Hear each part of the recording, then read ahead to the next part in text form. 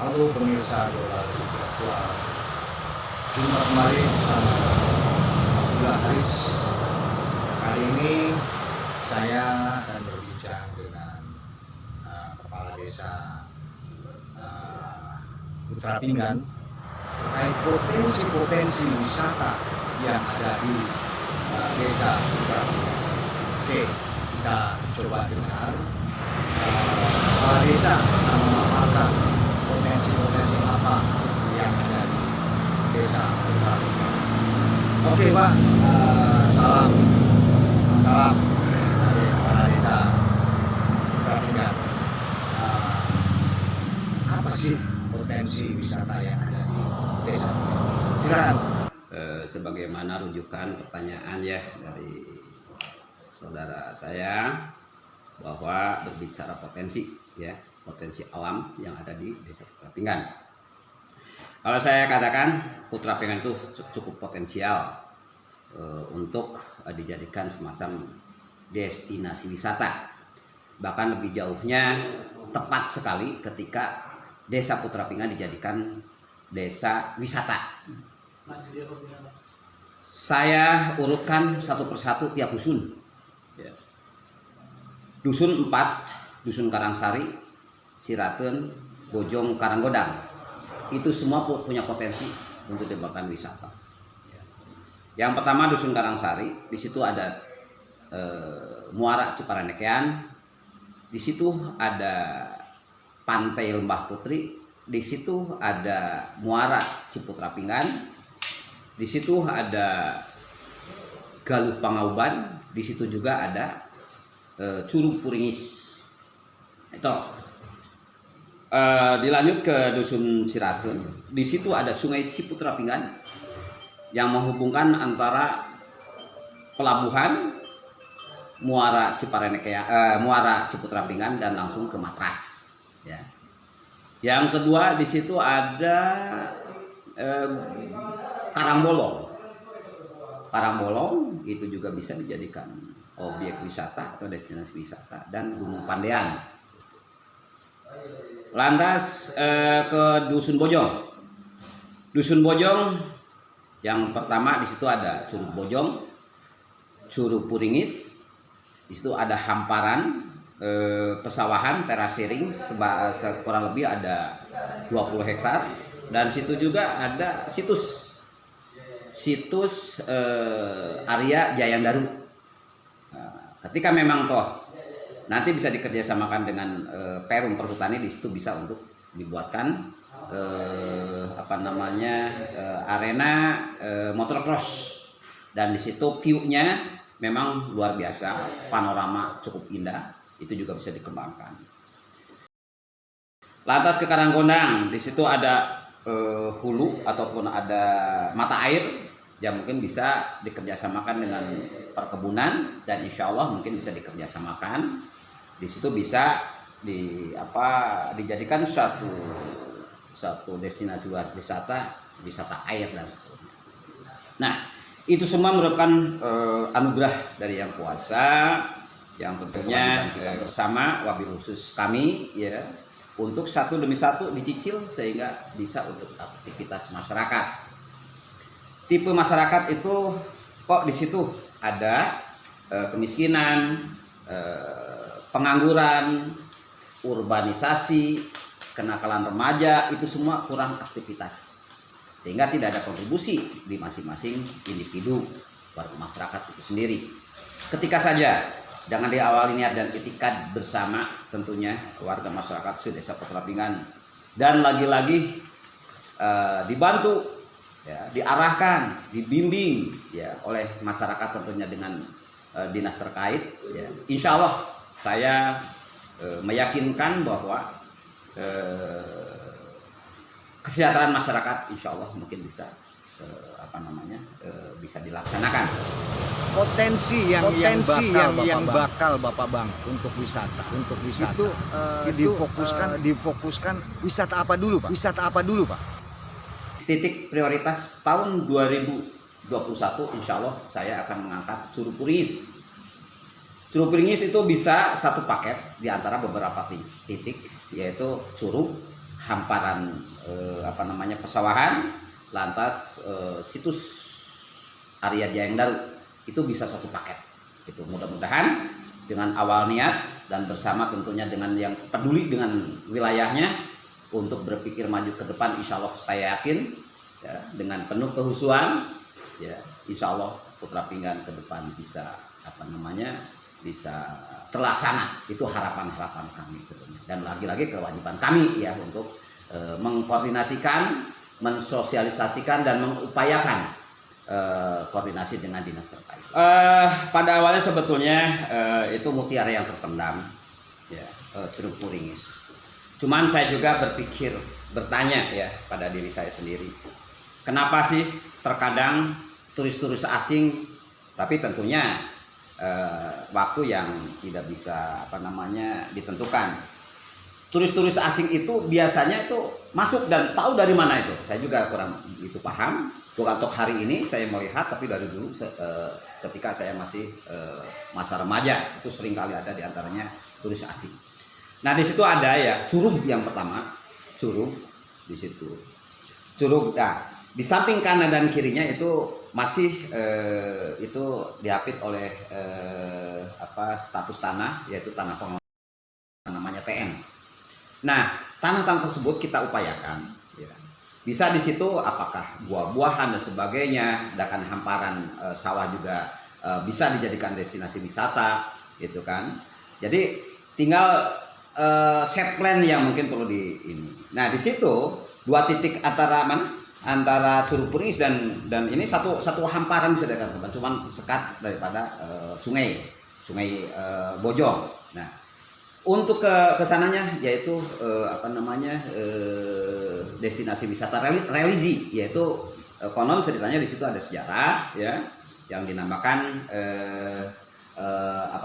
Jayengdaru ya, area Jayengdaru gitu. Itu memang saya lihat di situ ada batu-batuan di situ, itu merupakan suatu peninggalan mungkin begitu. Dan lagi untuk spesifiknya mungkin nanti bisa diklarifikasi ke orang yang dipercaya ataupun kuncen berbahasanya gitu ya, bahasanya seperti itu bisa dijadikan satu paket sebetulnya. Dan ke bawahnya itu ada Curug Bojong, itu yang notabene di situ mudah-mudahan untuk ke depan bisa dikerjasamakan antar desa dengan desa Sukawati, karena desa Putra Pinggan perbatasan langsung ya dengan desa Sukawati. Kalau akses jalan di Sungai Bojong jembatannya apakah sudah normal atau layak dilalui kendaraan wisata yang akan berkunjung di sana, Pak? Nah, di sini yang paling utama ya, saya mengejar atau memohon ya dengan adanya pembangunan jembatan Bojong. Itu jelas belum mendukung ya, artinya belum ada jembatan gitu kan. Nah perlu saya utarakan di sini keberadaan jembatan tersebut untuk apa dan untuk penghubung dari desa dan kecamatan yang mana. Ketika saja berbicara trek jalan itu masuk trek Putra Pinggan Kersaratu. Nah disitulah trek Putra Pinggan Kersaratu ada Sungai Bojong yang tanda kutip belum ada jembatan.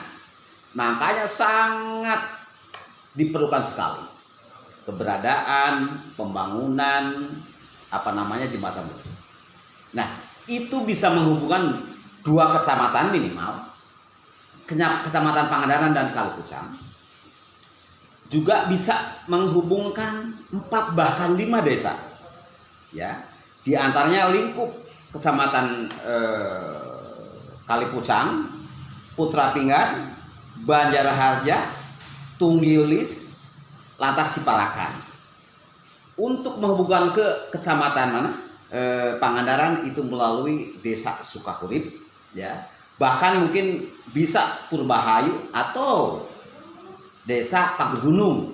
Kalau melihat trek daripada jalan tersebut yaitu Putra Pinggan Kersaratu. Dan di situ di atas bukit sana, di situ ada SD Bojong.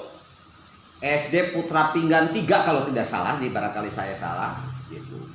Itu juga untuk akses ya anak-anak kita yang sedang sekolah di SD.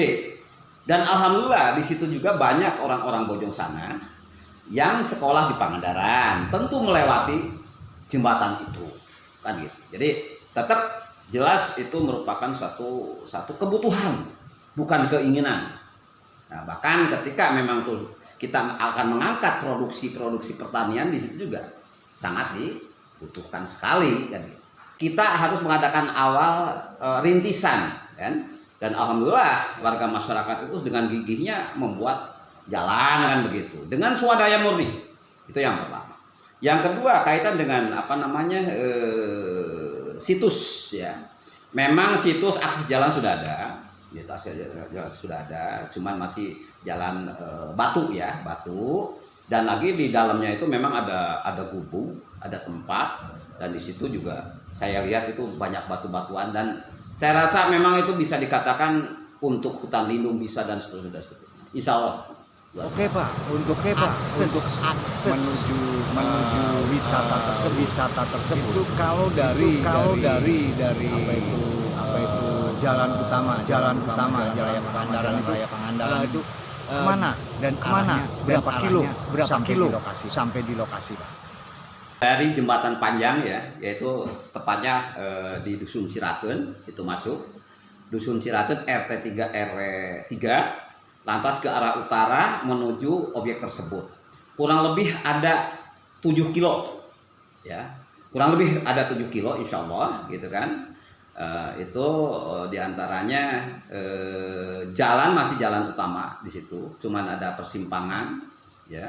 Ke Curug Puring situ kanan nanti persimpangan tepatnya di Dusun Bojong RT 3 RW 6 ya. Lantas untuk untuk situs situs Arya Dayang Daru itu tepatnya kalau tidak salah RT 2 RW 7.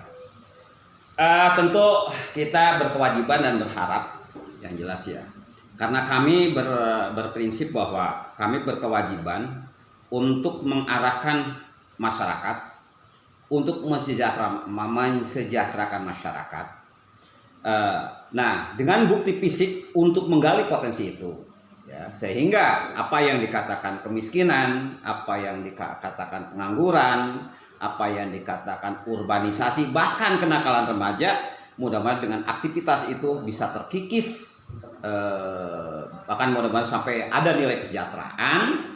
Dengan demikian tentunya kami dengan keterbatasan pendanaan dan sebagainya, kami memohon kepada pemerintah ya, kabupaten khususnya atau dinas terkait yang menangani, mudah-mudahan untuk Putra Pinggan mari kita untuk memulai membuka lahan-lahan tersebut.